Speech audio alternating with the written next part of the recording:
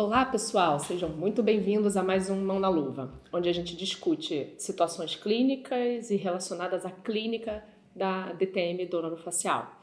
O meu nome é Tatiana Foscaldo e o tema de hoje é 3 maneiras de se confeccionar uma placa estabilizadora.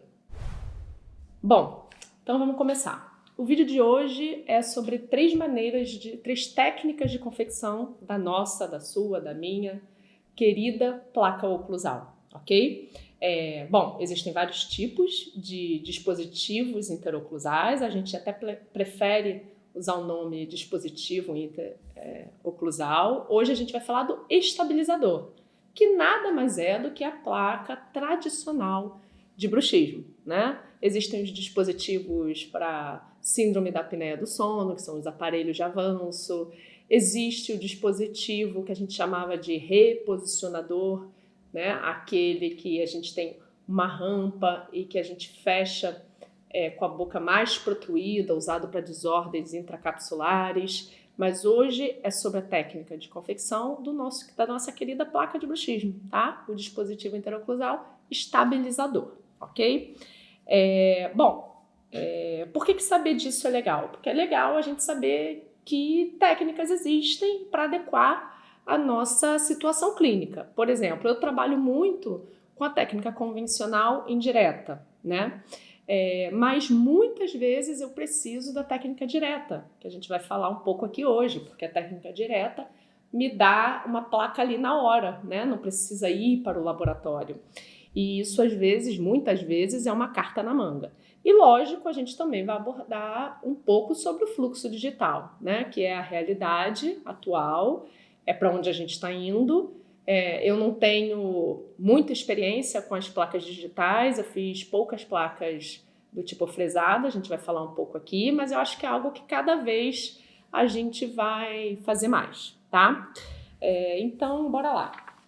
A gente vai falar, então, sobre 3 técnicas diferentes. 2 são as convencionais.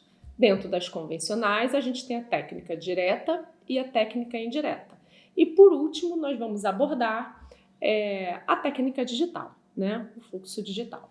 Falando um pouquinho do convencional, né? O convencional, existe aquela técnica em que a gente molda e esse molde com registro vai para o laboratório, que é o que a gente chama de indireta. Por que é indireta? Porque tem essa fase laboratorial e depois a placa volta para o ajuste na boca.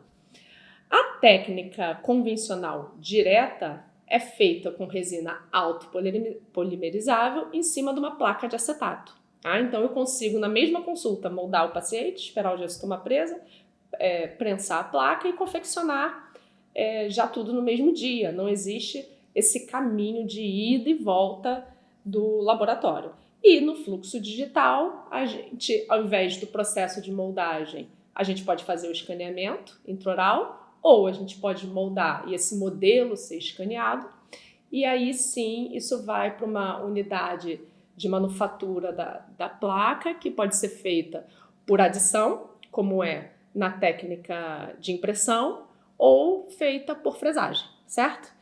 Então, resumidamente, são essas as técnicas que a gente vai falar um pouquinho aqui hoje, certo? Então, a gente vai começar a falar sobre a técnica indireta, tá? Técnica convencional indireta, que eu acho que é a técnica que vocês mais devem estar familiarizados, que a gente tem mais oportunidade de ver. E essa técnica, ela começa com a confecção dos moldes de alginato. Então, a gente realiza a moldagem do paciente e vaza essa moldagem em gesso tipo 4. Depois a gente passa para a fase de registro, que é a fase talvez um pouco mais delicada. Existem várias formas de se fazer esse registro.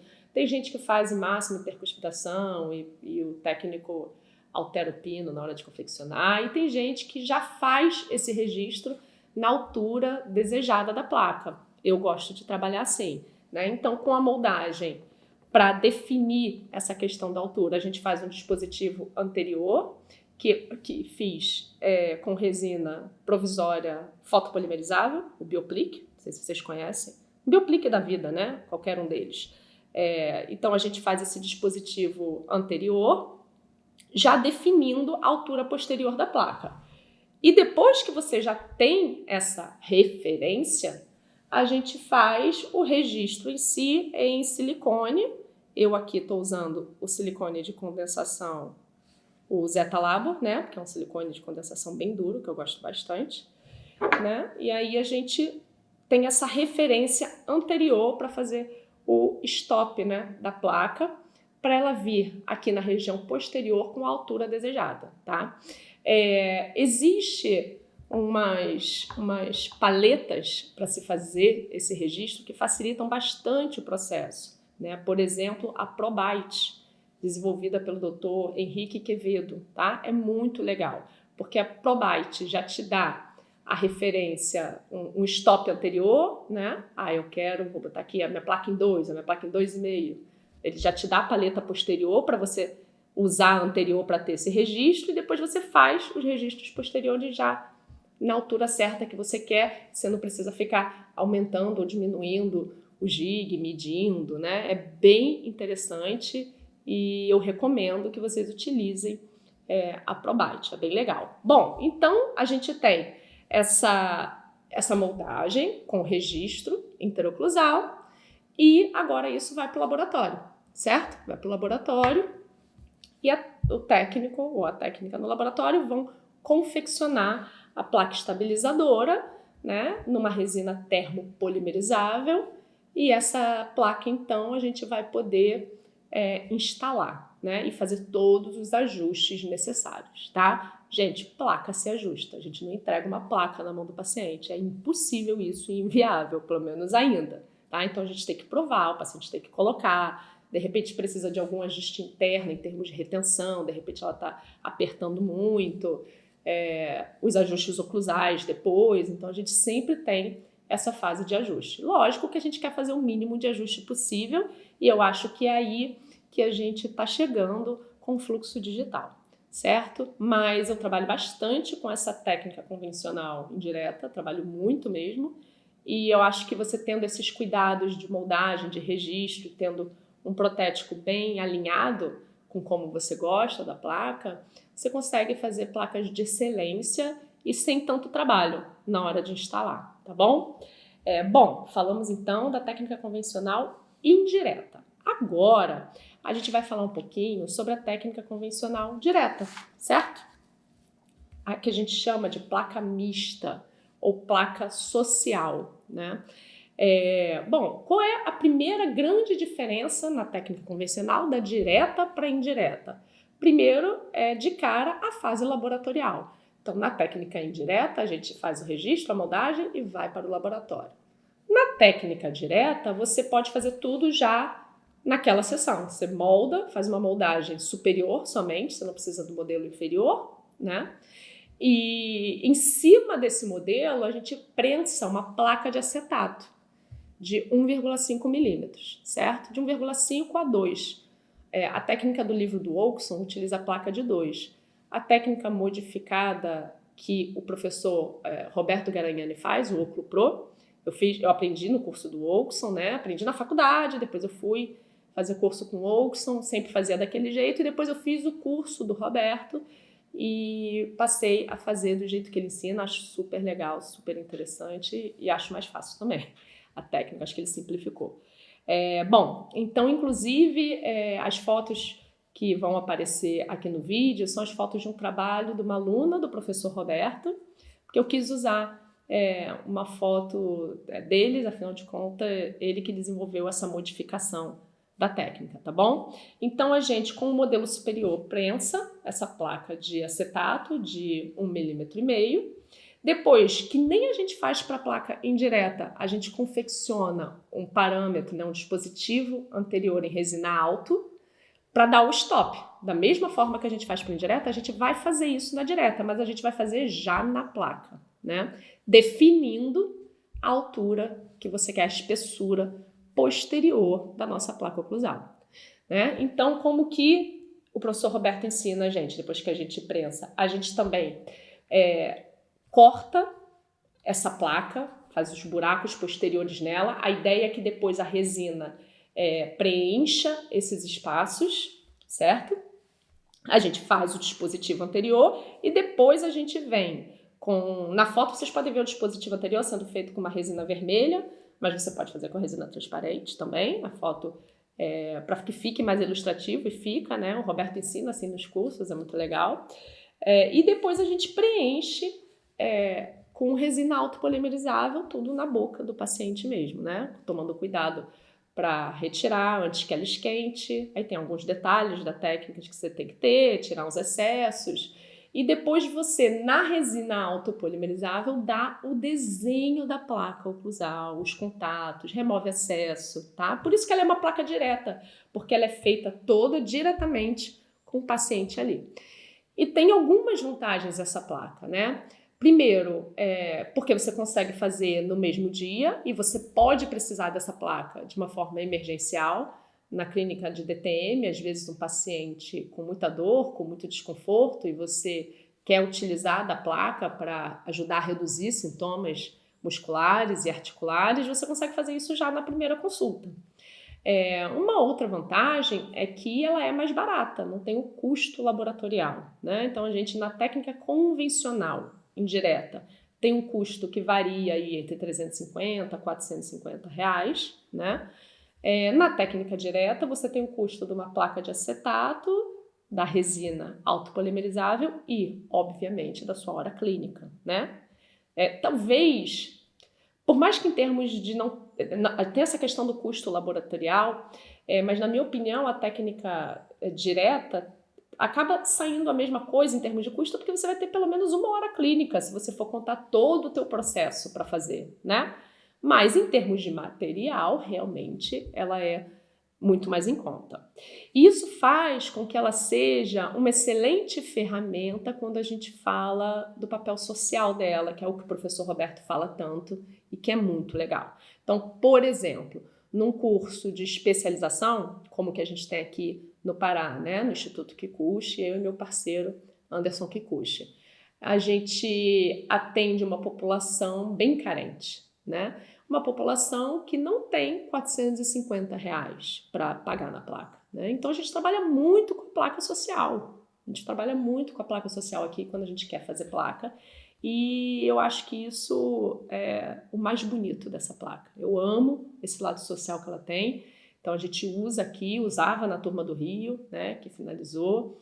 E eu acho que isso é muito bonito, muito interessante. Você pode dar para esse paciente todos os benefícios da placa sem esse custo, né? E isso é muito legal. Então, falamos sobre as técnicas convencionais, a indireta e a direta. A indireta, que a gente molda, registra, vai para o laboratório e ela volta já prensada. E a direta, que a gente molda, prensa o acetato e confecciona toda ela em resina autopolimerizável na boca. Uma outra diferença entre as duas importante é o polimento. É óbvio que a técnica convencional indireta te dá uma placa muito mais bonita, mais polida, transparente, tá?